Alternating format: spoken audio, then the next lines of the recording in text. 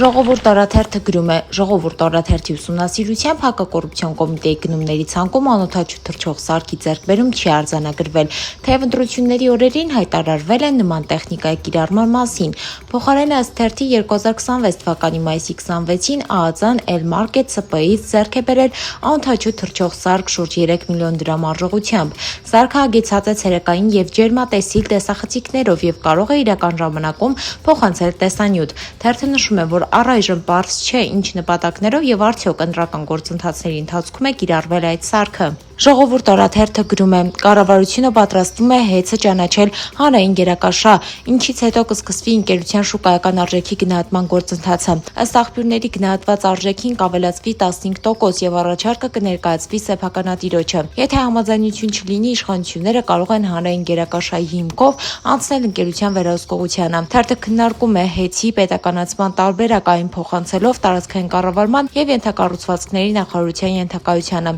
Գործընթացը ըստ հրապարակման կարող է տևել առնվազն 6-ից 8 ամիս։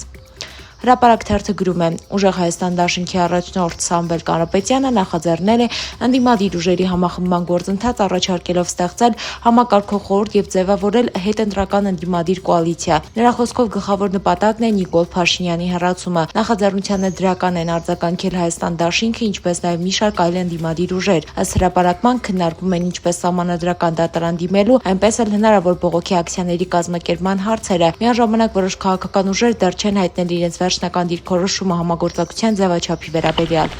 Հրապարակ թերթը գրում է. ԿՊ-ում արդեն սկսվել է ազգային ժողովի նախագահի թեկնածուների առաջադրման գործընթացը։ Այս պայն առաջադրված են Ալեն Սիմոնյանը, Ռուբեն Ռուբինյանը եւ Հայկ Կոնդորյանը։ Թերթի տվյալներով նախկինում քննարկվող Լիլիթ Մակունցի թեկնածությունը այլևս օրակարգում չէ։ Ըստ աղբյուրների վերջնական ընտրությունը կկատարի ԿՊ վարչությունը, իսկ Ալեն Սիմոնյանը վստահ է, որ հենց իրեն են տեսնում այդ պաշտոնում։ Հրապարակ թերթը գրում է. ընդդիմադիր ուժերը հակված են վերցնել խորհրդարանական մանդատները եւ սպասում են սահմանադրական դատարանի որոշմանը, որից հետո նախատեսվում են հանդես գալ համապատասխան հայտարարությամբ։ Թերթը նշում է, որ այս մոտեցմանը կողմ է նաև Ռոբերտ Քոչարյանի թիմը։ Միաժամանակ հրապարակման համաձայն ընդդիմության ներսում կան տարբեր կարծիքներ։ Մի մասը կարծում է, որ մանդատները վերցնելը կարող է չնպաստել ընդդիմադիր դաշտի համախմբմանը եւ դժգոհություն առաջացնել որոշ ընտրողների շրջանում։ Փաստ թերթը գրում է. Վալերի Բրիսովի անվան պետական համալսարանը մագիստրատուրայի անվճար տեղերի վերաբերյալ հայտարարությունը հրապարակել է հունիսի 18-ին, մինչդեռ դիմումների ընդունման ժամկետը սահմանված էր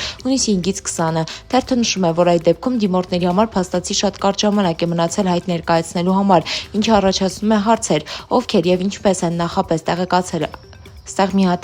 ովքեր եւ ինչպես են նախապես տեղեկացել անվճար 55 տեղերի մրցույթի մասին։ Համեմատության համար նշվում է, որ այլ բուհերի համապատասխան հայտարարությունները հրապարակել են ավելի վաղ եւ ընդունման ժամկետներին համահունչ։